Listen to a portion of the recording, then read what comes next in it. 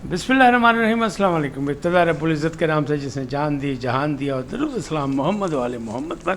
आइए के साथ नासिर नकवी हाज़िर खिदमत है। नाज़रीन, पीर सियासत सुपर हिट इत्तफ़ाक़ राय हो गया। मसला क्या है? आइनी तरमीम, इसके अलावा और कुछ भी नहीं। उज़्मा बुखारी की गलत शॉट पंजाब हुकूमत के लिए मसला बन गई। बग़ैर क़यादत एहतजाज नहीं, हमेशा हंगामा होता है। पीटीआई ने कौमी असम्बली और सेनेट के इजलास का बाइकाट करने का फ़ैसला कर लिया, यानी एक बार फिर बाइकाट की सियासत शुरू। इन तमाम चीज़ों से तफसील के साथ आपको आगाह करूँगा, लेकिन पहले आपसे गुजारिश है इनको सब्सक्राइब करें, लाइक करें और घंटी का बटन दबाना न भूलें। अपनी कीमती राय का इजहार अपनी शख्सियत के मुताबिक। जी नाज़रीन, पहली बात, गुज़श्ता रोज़ बड़ा खाना था बड़े लोगों का, बड़े मियाँ साहब का, लाहौर में जाती उम्रा में तमाम सियासतदान, सियासी पार्टियों के रहनुमा, वफूद सब शामिल हुए और वहाँ पे ये तय हो गया कि पीपल्स पार्टी की पेश करदा जो एक मुश्तरका सी मसवदा है, ड्राफ्ट है, उस पर मौलाना साहब भी कायल हो चुके हैं, इत्तफ़ाक़ राय हो गया। अब मसला ये है कि उन्होंने फिर भी 24 घंटे मांग लिए। उन्होंने कहा मेरी कोशिश ये है कि मुत्तफ़िक़ा आइनी तरमीम हो और मुझे 24 घंटे दे दें, मेरी कोशिश होगी कि मैं पीटीआई को भी किसी तरह मना लूँ।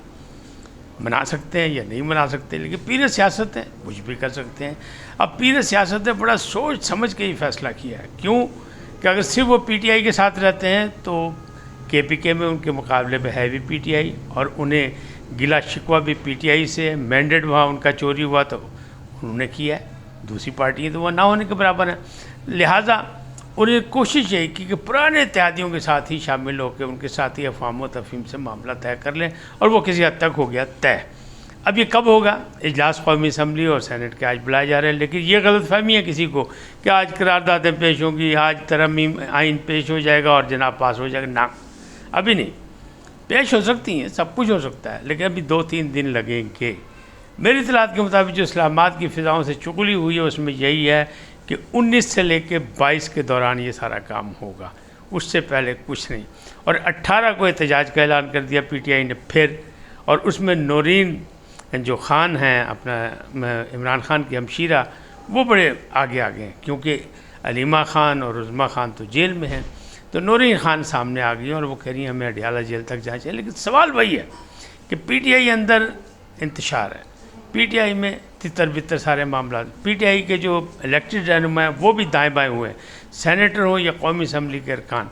पीपल्स पार्टी ने अपने अरकान इस्लामाबाद बुला लिए, मुस्लिम लीग नून ने बुला लिए, मखसूस नशिस्तों पर जो लोग मुअत्तल किए गए तो उनको भी बुला लिया गया। इसका क्या मतलब है कि इन्हीं दिनों में कोई और बड़ा धमाका भी हो सकता है।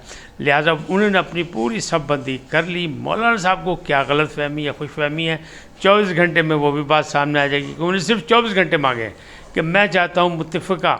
तो 73 का आइन भी मुत्तफ़िक़ा था, तमाम पार्टियों के दस्तखत थे। तो यहाँ भी इस वक्त पीटीआई मुखालिफ है, लेकिन माजी में पीटीआई मिसाक़ जमहूरियत पे दस्तखत कर चुकी है और वो आइनी अदालत की बात भी कर चुकी है। अब तरीक़ेकार पे उसे एतराज़ है या मौजूदा मौक़े पे या हालात पे उनको एतराज़ है कि इस वक्त ये ठीक नहीं है, बाद में कर लेंगे। मौलाना ने भी इसे डिले किया, टैक्टिस किया, ताख़ीरी हरबे इस्तेमाल किए, लेकिन वो खिलाते रहे क्योंकि पीर सियासत है और सबसे सीनियर हैं, तो उन्हें जनाब अपना काम दाव पेच लगाए। लेकिन इस वक्त जो कहा जा रहा है कि वो हो गए कामयाब, के जो बिलावल भुट्टो ज़रदारी ने जो ड्राफ्ट मुश्तरका तौर पर बनवाया वो उन्हें काबिल कबूल हो गया।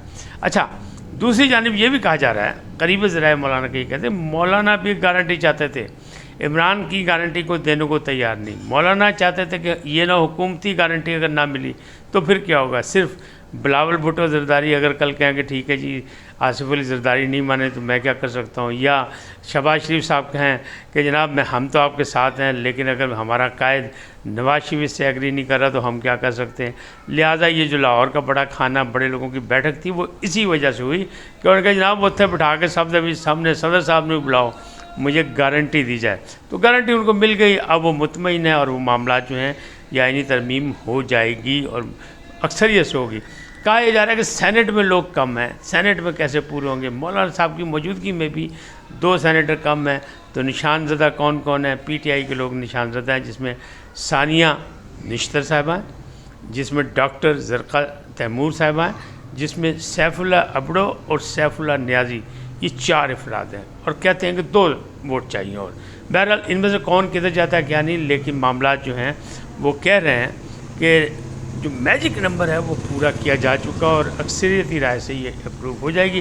بلکہ بلاول بھٹو نے تو یہ بھی دعویٰ کر دیا تھا کہ اکثریت سے بھی زیادہ ووٹ ہوں گے. اب بات کرتے ہیں Punjab scandal, Punjab college scandal, جس پر مریم نواز نے کل پریس کانفرنس کی تھی. تو وہاں ایک بڑا واقعہ ہو گیا. وہاں عظمیٰ گیلانی نے غلط شاٹ پہ کیچ پکڑا دیا صحافیوں کو.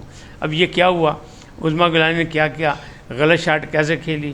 وہ وفاداری میں، شاہ کی وفاداری میں، کیونکہ دوستی ہے ان کی، مریم نواز کی خصوصی سہیلی ہیں، تو انہیں نے کر دیا. پھر وزیر اطلاعات ہیں، ان کی ذمہ داری بھی ہے، اور پھر ان کی جرنلسٹوں سے دوستی بھی ہے اور برادرانہ تعلقات بھی ہیں اور بہت مطلب قربت رکھتے ہیں. اور آج نہیں، جب وہ اپوزیشن میں، جب بھی لوگوں سے ان کے تعلقات اچھے تھے، اور اسی بیس پہ ان کو وزیر اطلاعات پنجاب. لیکن غلط شاٹ کسی وقت بھی کوئی بھی کھیل سکتا ہے، بڑے سے بڑا پلیئر سلپ پہ کیچ پکڑا دیتا ہے. انہوں نے بھی ایک سلپ کا کیچ پکڑا دیا. وہ کیا تھا کہ پریس کانفرنس سے پہلے انہوں نے کہا جناب بڑی اہم پریس کانفرنس ہونے جا رہی ہے، کوئی صحافی نے کوئی انتشار پھیلانے کی کوئی کی، یا فساد برپا کرنے کی کوئی کی، یا غلط رنگ دینے کی کوئی کی، تو پھر اسی آخری حد تک جاؤں گے اور اس کی نوکری کو بھی خطرہ ہو سکتا ہے. اور یہ وہ یعنی انڈائریکٹ انہوں نے دھمکی دے دی. اب اس کی وضاحت ہے عظمیٰ کہ بخاری جو مرضی کریں، مطلب جو مرضی کر سکتی ہیں، ظاہر ہے کہ انہیں کس بیس پہ کہا، کیا ان کے تناظر تھے. لیکن جو اس کا رزلٹ نکلا اور جس طرح وہ کلپ چلایا گیا سوشل میڈیا پر، سوشل بریگیڈ سے لے اڑیا اور وہ ان کو لینے کے دینے پڑ گیا کہ پنجاب حکومت کے لیے ایک نیا مسئلہ کھڑا ہو گیا. مریم نواز نے سیدھی سی بات کی کہ طالبہ زیادتی جو ہے وہ نہیں ہوئی ہے، یہ صرف گھٹیا سازش کی گئی ہے، اور اس کا جو شکار ہے وہ خاتون کون بنا کون نہیں، کہیں ایف آئی آر درج نہیں ہے، کوئی سامنے نہیں آیا، اور اس میں چانسز یہی ہیں کہ پی ٹی آئی جو ہے ملوث ہے. اور انہوں نے کہا ہے کہ سائبر کرائم نے چونکہ کارروائی کر دی، وہاں بھی ٹیم بنا دی گئی ہے، چیف سیکرٹری نے بھی ٹیم بنا دی گئی ہے، لہذا تحقیقات ہو رہی ہیں. لیکن اس وقت تک 66 سے زائد لوگ جو ہیں وہ سوشل میڈیا کے گرفتار کیے جا چکے ہیں، جنہوں نے اس کو ہوا دی، یعنی ایک افواہ کو خبر بنا کر لوگوں میں انتشار پیدا کرنے کی کوشش کی، پرامن فضا کو بدامنی میں تبدیل کیا، اور پھر لڑائی جھگڑا ہوا. اور اس میں کوئی 28 طلباء زخمی بھی ہیں. تو لاٹھی چارج ہوا تھا، تو یہ سارا کچھ تو ہے، اس کا بھی پا ہونا چاہیے کہ کون ذمہ دار ہے کون نہیں، ملزمان کو سزا ملنی، سب کچھ ہونا چاہیے.